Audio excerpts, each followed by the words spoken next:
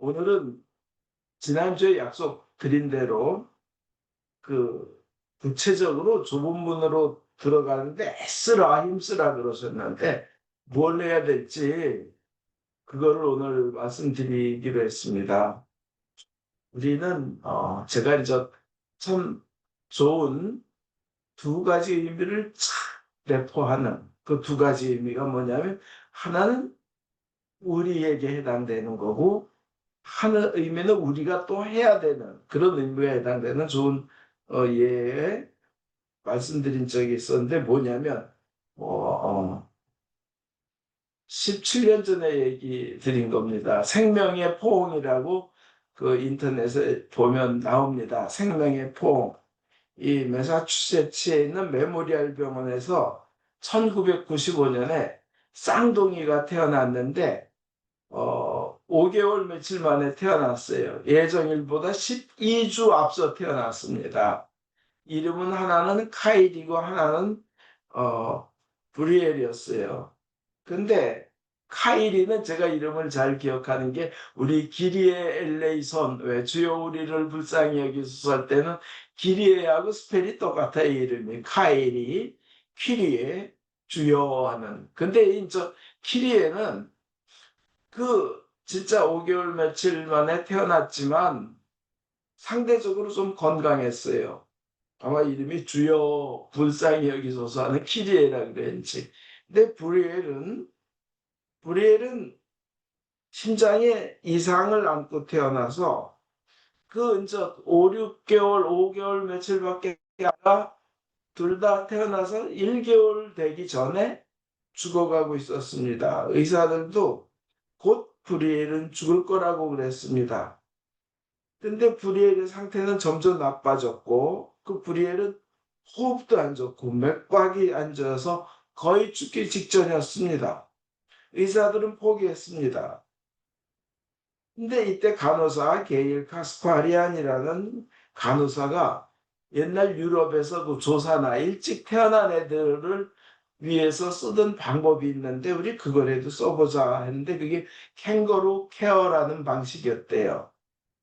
그래서 죽어가는 그 브리엘 애기 옆에 카이리를 같이 인큐베이터에 같이 넣었습니다. 그걸 제안한 거예요. 그게 캥거루 케어래요. 그랬더니 왜냐하면 그 이유가 카이리와 브리엘은 둘 다 그 애기들은 둘 다 생명을 갖게 된 이후 줄곧 엄마 뱃속에서 붙어 있었으니까 같이 있는 것이 더 좋을 거라고 생각을 했습니다. 그렇게 말을 했고 그래서 한 인큐베이터 안에 뒀더니 아니 놀라운 일이 일어났습니다. 카이리가 그 키리에라는 애 카이리가 그 아기가 5개월 며칠 만에 태어나서 이제 한 달 정도 됐으니까 기껏 해봐야 6개월밖에 안 되는데 손을 뻗는 거예요. 그래서 브리엘의 어깨를 이렇게 포옹하듯이 아는 겁니다. 온라인에 찾아보세요. 생명의 포옹이라고 찾으면 그 사진이 나와요. 그러면 놀랍도록 이상한 게 포옹하듯 애가 안으니까요. 그 죽어가던 브리엘의 심장이 다시 뛰고 안정적으로 뛰기 시작했고 혈압이 제대로 돌아오고 체온이 정상으로 돌아왔습니다. 기적이 발생했습니다. 그러면서 심장, 혈압, 체온이 그 카이리와 똑같아진 겁니다. 둘이서. 생명을 구하는 포옹이었습니다. 정말 생명을 구하는 포옹이었습니다. 이들은 2014년에 보면 이제 뭐 19살 됐죠? 잘 컸어요. 아름답게. 지금은 어떻게 됐냐? 더 아름답게 더 잘 컸어요. 이제 30대죠. 그죠? 이거를 이제 어떻게 됐나 사진 찾아봤는데 너무나 건강한 게 잘 컸어요. 이게 보면서 감동이 오는 게 아니, 포옹은 바로 사랑의 포옹은 살릴 수 있다는 거예요. 우리는 누구나 그 사랑의 포옹이 필요한 존재입니다. 예수님이 이 세상에서 오신 이유도 그 쌍둥이처럼 우리와 같은 인간의 그 쌍둥이 모습으로 우리와 같은 인간의 모습으로 오셔서 호응해 주고 사랑해 주시고 안아주시려고 또 살려주려고 예수님이 오신 것입니다. 또 한 의미는 이 세상에는 그 보응이 필요한 사람이 있습니다. 우리가 그렇게 사랑을 하고 포옹해 줘야 된다는 겁니다. 우리는 그 생명을 살리는 포옹을 해야 된다는 겁니다. 이게 이제 저에게 다가온 그 두 가지 의미였습니다. 그런데 그렇게 그 사랑의 포옹을 해 주러 오신 예수님이 구원의 문, 생명의 문, 그 하늘나라는 문이 좁고 거기 가는 길은 좁고 험난하니까 온갖 노력을 다 기울이라고 하셨습니다. 그 우리를 위해서 그렇게 생명까지 던지러 오신 분이 그렇게 말씀하셨으면 그건 진짜인 거예요. 그죠? 그 말은 들어야 돼요. 그러면 듣겠습니다. 근데 구체적으로 어떻게 하는 것이 좁은 문에 들어가려고 온 힘을 다하는 것이 될까요? 성경에 이 좁은 문, 생명의 문에 대해서 나온 게 마태복음 7장하고 여러분들이 지난주에 읽으신 누가복음 13장 두 군데 나옵니다. 좁은 문에. 근데 거기에는 생명의 문은 못 들어갈 사람들이 있는데 마태복음 7장하고 누가복음 13장 똑같이 못 들어갈 사람이 누구냐? 악을 행하는 자들, 불법을 행하는 자들이라고 되어 있습니다. 그리고 그럼 들어갈 사람은 누구냐? 마태복음 7장에서는 하나님의 뜻을 행하는 자라고 합니다. 누가복음 13장에서는 열심히 두 군데 다 열심히 애써 노력하라. every effort 해라. 그렇게 되는데 그러면 우리가 딱 답이 나옵니다. 못 들어갈 자가 되지 말아야 되고 들어갈 자가 돼야 되는 겁니다. 못 들어갈 자는 누구냐? 악을 행하는 자가 되지 말아야 되고, 그죠? 못 들어갈 자. 그럼 들어갈 자가 돼야 되는데 누구냐? 하나님의 뜻을 행하는 자라야 되는 겁니다. 근데 첫째로 우선, 그래서 그걸 다 해보니까, 그냥 간단히 생각을 해보니까, 그, 둘, 이렇게 나눠집니다. 못 들어갈 자들이, 그냥 못 들어갈 자가 되지 않을 길이 둘, 들어갈 자가 될 길이 둘, 이렇게요. 그래서 이제 첫째, 그 답에 네 개인데, 네 개를 생각해 보겠습니다. 물론, 펼치면 수천 가지가 되겠지만, 제가 기억하는 한계가 네 개밖에 안 되니까 이해하십시오. 첫째로, 우선 말과 내 입에서 나오는 죄를 멀리 해야 됩니다. 입으로 죄를 짓지 말아야 됩니다. 입에 머무는 단어가 아주 중요하거든요. 입에 어떤 단어가 어떤 사람을 보고 늘 어떤 말을 하는 게 입의 습관이 배면요. 그게 머리는 안 떠올라도 기억이 안 나와도 입에서 튀어나옵니다. 저절로. 몸이 기억하고 있어요. 입술이 기억하고 혀가 기억해요. 내 입이 기억하고 있습니다. 그게 나는 별거 아닌 것 같아도 입에 머물러 있는 단어가 축복이냐 아니면 불운이냐 여기에 아주 크게 영향을 미칩니다. 그래서 우리는 입에서 조롱하는 말 있잖아요. 남을 깎아내리고 조롱하는 말은 아무리 재밌어도 하지 말아야 됩니다. 아예 빼버려야 돼요. 아주 재미있어서 나는 유머로 자기가 유머 감각이 뛰어나서 유머로 하는 줄 알았는데 사실은 하나님 보시기에 도대체 그것 때문에 너를 축복할 수 없다. 너 그냥 평소에 뱉는 네 말 때문에 나는 너를 축복할 수 없다는 원인이 될 수 있다는 거 심각하게 생각하셔야 됩니다. 심지어는 나는 아무렇지도 않게 내배웠는데 내뱉었는데 하나님께서 보시기에 심각한 죄로 여길 수가 있어요. 그래서 대인관계에서 그렇습니다.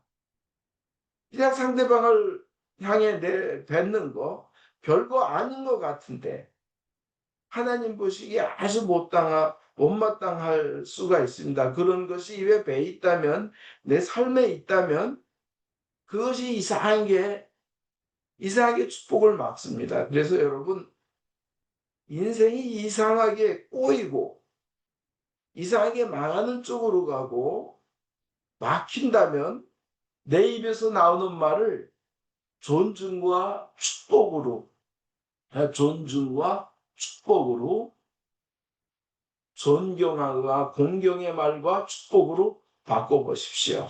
물론 천국방언이라고 해가지고 뭐 사랑합니다, 용서합니다, 감사합니다, 괜찮아요, 뭐 많습니다. 그렇지만 그 얘기 많이 했으니까 이번에는 그래도 아직 안 풀리니까 한번 존중으로 바꿔보십시오.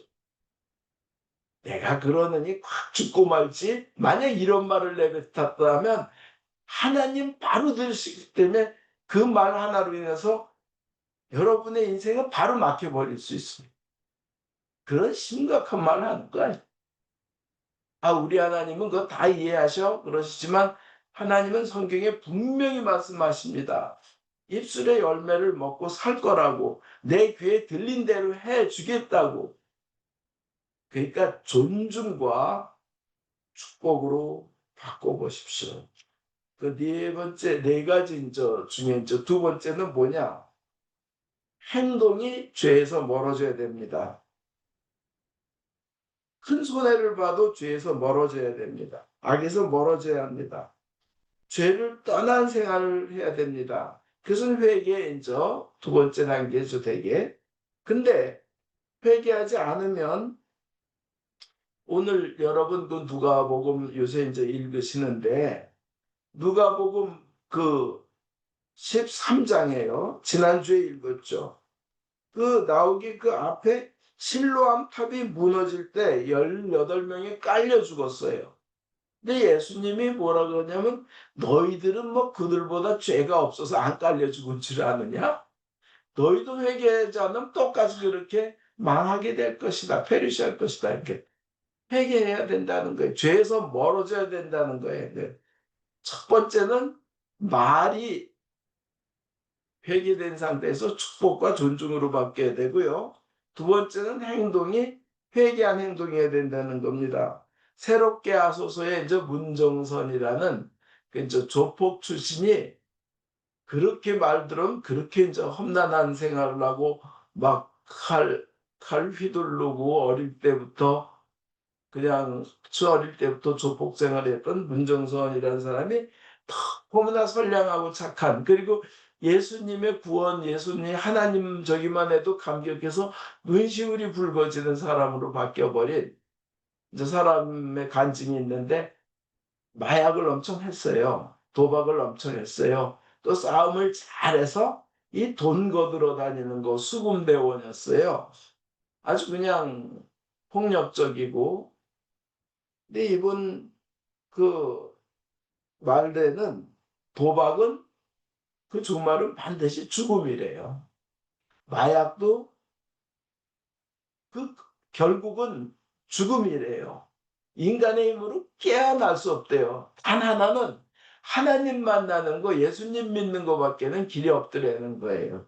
다 도박하고 마약하면 못 벗어나서 죽는다는 거예요. 근데 자기 어느 날 그렇게 많이 싸우고 칼 휘두르고 찌르고 하는 삶을 살다 자기가 칼을 맞아가지고 동맥 정맥이 다 끊어졌대요. 그래서 피를 많이 흘리니까 이제 죽어가는 거죠. 이제 난 다 죽었다 하니까 죽기 직전에 과거에 자기가 저질렀던 죄가 필린 돌리듯이 쫙 돌아가면서 영상이 돌아가더라는 거예요. 그거 참 전 신비하다고 봐요. 우리 아들도 물에 빠져서 델라웨어 비치에서 그때 다 죽어갈 때 이거 꼴깍꼴깍 할 때 그때 자기 과거의 모든 일이 다 눈앞에 떠올랐대요. 다. 참 사람들한테 그게 있어요. 너무 신비하죠? 그런 죽기 전에 그런 다 떠오르게 한다는 거. 이 사람도 피 다 흘려서 이제 죽어가는데 마지막에 떠올린 거예요. 그리고 이제 나 이제 죽는구나. 근데 이제 그래서 급히 이제 구조를 받아가지고 이제 수술 받고 해서 살았는데, 자기가 진짜로 죽는다는 것을 체험하고 나가지고는, 나하고 내가 죽는다, 내가 죽는다 하고 느끼니까 그동안 자기가 휘둘렀던 칼부림이나 이 주먹질이나 이것이 이제 참 잘못된 것이다. 자기가 죽음을 이제 겪어보니까 이제 예수님을 깊게 믿고 그거를 회개하는데 어떻게 해야 됐냐면 어떻게 회개했냐면 그렇게 되더래요. 자기 필름에 떠올랐던 한 부분 한 부분 필름 한 면 한 면 하나씩 떠올리면서 매일 하나씩 떠올리면서 회개를 한 거예요. 그렇게 필름을 하루하루 돌려다 보니까 몇 개월을 회개를 하게 되더래요. 울면서. 그러면서 교회 식구들이 함께하고 그러니까 마약과 도박이 끊어지고 근데 몇 달이 걸렸습니다. 하나님 잘못했습니다. 이렇게 잘못했습니다. 이게 이제 회개의 이제 1단계 아니에요, 보통요. 첫 번째, 하나님 잘못했습니다.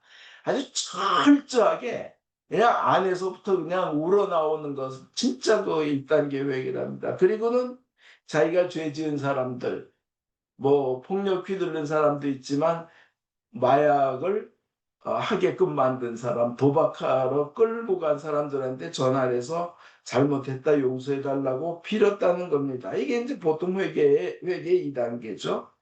그 다음에 3단계로 그러니까 2단계에서는 보통 진짜 하나님께만 용서를 구할 게 아니라 사람에게 용서를 구하는 거 참 중요합니다. 그거 정말 자기가 갚아줄 수 있으면 갚아줘야 돼요. 그리고 3단계 보통 이제 회계 3단계는 큰 손해를 보더라도 죄와 단절을 했습니다. 어느 날 전화가 와가지고 돈 돌려줄 테니까 오라고 하는 전화가 왔어요. 큰 돈이었어요.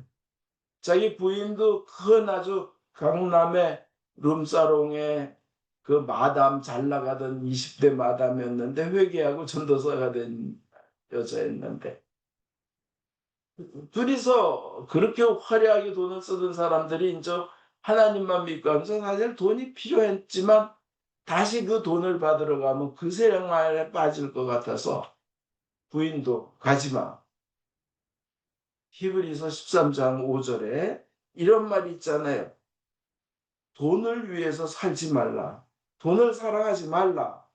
지금 가지고 있는 것으로 만족하라. 지금 가지고 있는 것으로 만족해라. 그리고 내가 결코 너를 떠나지도 않겠고 버리지도 않겠다. 하나님이 떠나지도 않고 버리지도 않겠다는데 내가 왜 돈을 사랑하고 돈을 위해서 살아? 하나님이 온 우주를 지으신 하나님이 나를 떠나지 않겠다는데 그래가지고 큰 손해를 감수하고는 그거를 돈 받으러 안 가겠다고 받는 걸 포기했습니다. 이 죄와 완전히 죄를 단절하는 생활, 이것이 보통 회개 3단계죠. 그리고는 이제 회개의 마지막 단계로 이제 매일 새벽 기도 가고 기도를 했습니다. 주일 예배 열심히 나오면서 이제 이렇게 생활을 했은 거예요. 그러니까 그는 이제 하나님이 주는 그 평안과 기쁨은 어떻게 말로 표현을 못 하는 거예요. 이게 좁은 문으로 가는 거고, 이게 좁은 길로 가는 거예요. 험난한 길로 가는 거예요. 이게 구원의 문이고 생명의 문인 거예요. 하고 싶은 거 다 하고, 자기 나름대로 변명해야 되고, 자기 나름대로 거짓말해야 되고, 이러는 게 아니에요. 끊을 건 단호하게 끊어야 되는 거예요. 그래서 주님께서 온갖 노력을 다하라 그런 거예요. 이제 이번째 그 전체 4개의 큰 것 중에 세 번째 말씀드리겠습니다. 구체적으로 해야 될 세 번째. 첫 번째는 아까 뭐라 그랬죠? 입에서 말로 죄를 짓지 말고 축복으로 바꿔라. 두 번째 뭐예요? 그 행동에서, 삶에서 죄를 끊어라 하는 거였죠. 세 번째 뭐예요? 정말 중요한 겁니다. 정말 이게 예수님을 나의 구원자로 진심으로 믿는 겁니다. 예수님을 나의 구원자로 믿는데 나의 구원자는 유일하게 예수님밖에 없다고 믿어야 진짜 믿는 거예요. 그리고 그 예수님이 오로지 전능하신 하나님, 온 우주를 만드신 창조주 하나님이란 걸 믿는 게 예수님을 믿는 믿음이고, 그분에게는 불가능한 것이 전혀 없다는 것을 확신하는 믿음이, 그게 예수님을 믿는 믿음이에요. 그렇게 예수님을 믿어야 되는 거예요. 나의 유일한 구원자는 예수님밖에 없다. 그분은 전능하시고, 그분은 유일한 신이시고, 그분은 날 무지하게 사랑해가지고 날 위해서 자기 목숨을 내던졌다는 거예요. 그것을 믿는 것이 이 세 번째로 큰 중요한 겁니다. 제일 중요한 거죠. 제일 중요한 거죠. 그렇게 되면 그걸 믿으면 자기가 죄를 지을 수가 없어요.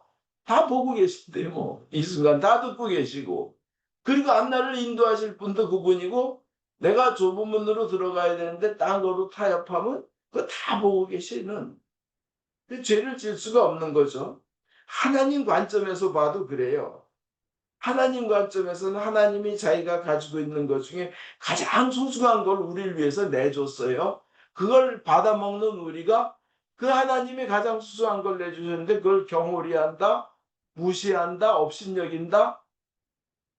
분명히 성경은 얘기해요. 갈라디아서에 하나님은 조롱받으실 뿐 아니다, 업신여기실 뭘 받을 뿐 아니다, 경홀히 여김을 받으실 분이 절대 아니라는 거예요. 하나님을 가볍게 여긴 자는 하나님도 그를 가볍게 여기리라고 하신 거예요. 두 마음 품고 하나님을 대하면 하나님도 그를 두 마음 품고 대하시겠다는 거예요. 한 마음으로 진심으로 대하면 하나님도 한 마음으로 진심으로 대해 주시겠다는 거예요. 하나님 입장에서 보면, 아니 자기의 큰 귀한 하나밖에 없는 아들을 죽여서까지 사랑해 줬어요, 우리에게. 그 이상 더 큰 선물을 하나님이 어떻게 주실 수 있겠어요, 하나님이. 거기다 그 아들을 부활까지 시켜줬어요. 그리고 눈에 보여까지 줬어요.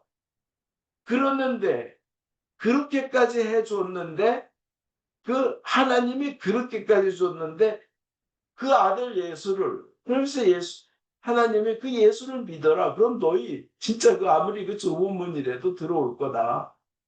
에? 구원받을 것이다. 영원히 살 것이다. 했는데 그 예수를 안 믿었다?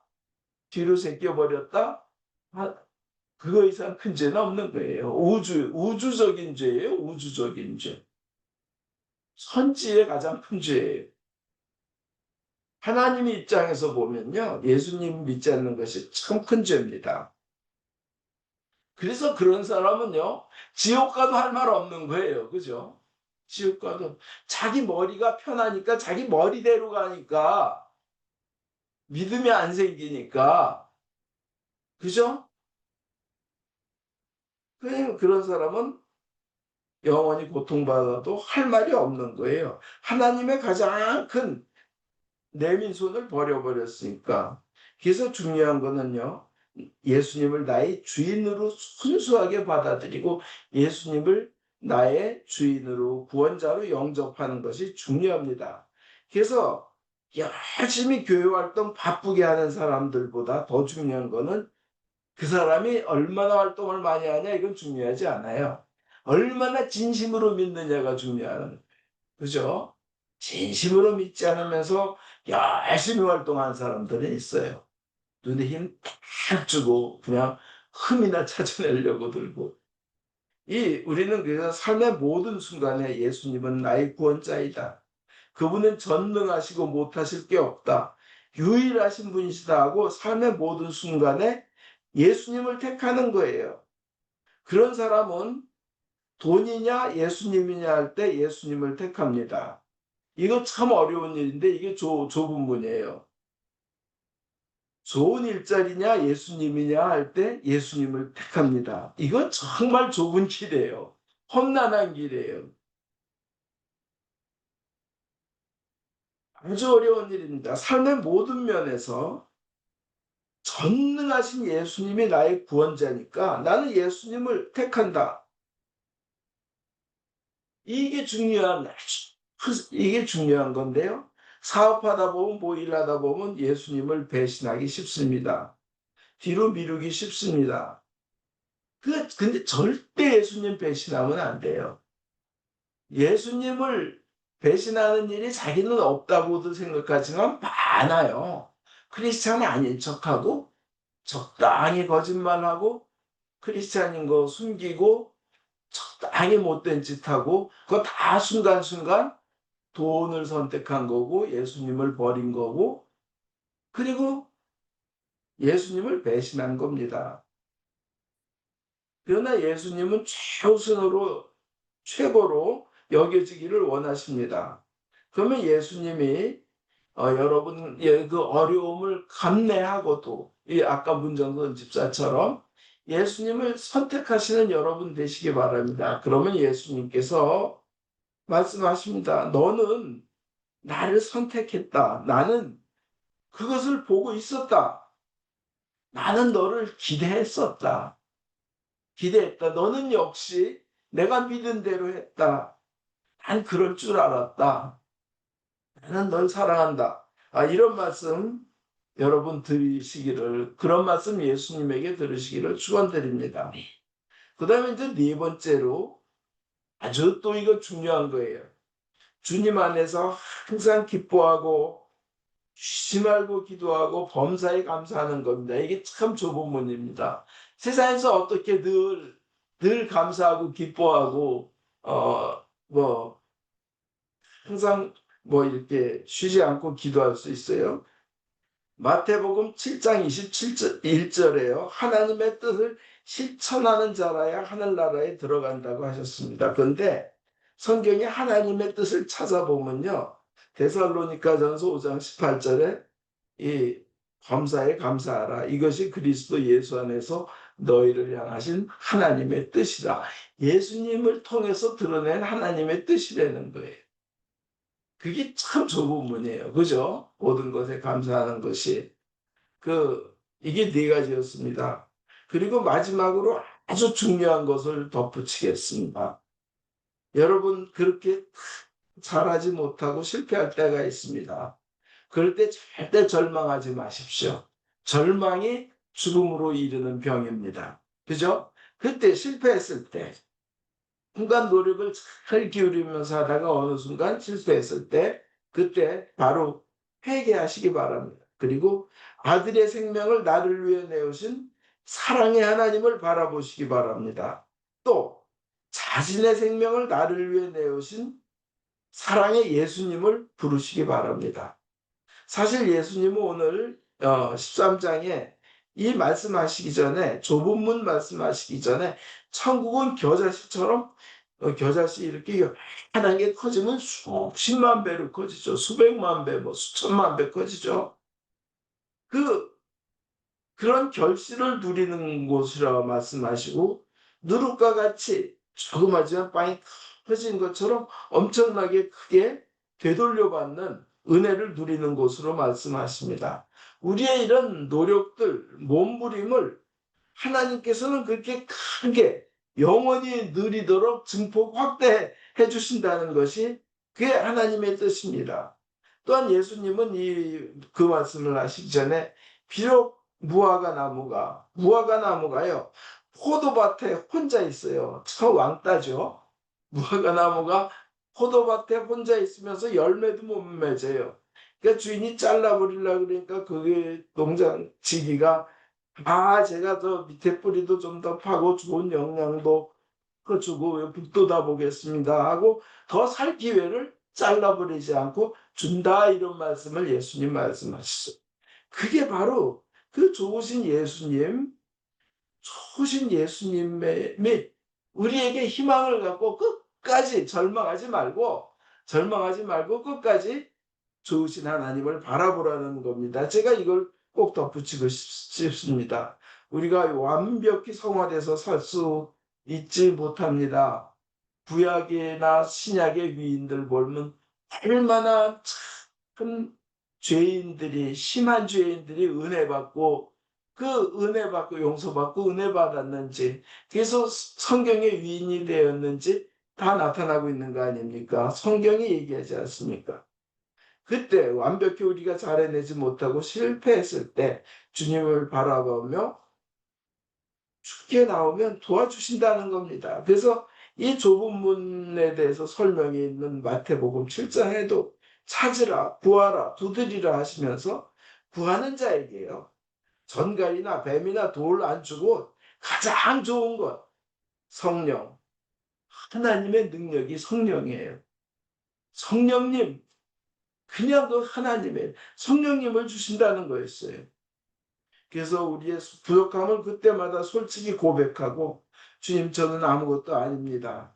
하잘것없는 하나님 앞에 가장 부족한 것이 접니다 하고 고백을 하면서 회개하면요, 하나님은 우리를 좁은 문으로 인도하시면서 그 좁은 문을 넓게 열어주실 줄 믿습니다. 영원한 생명을 주십니다.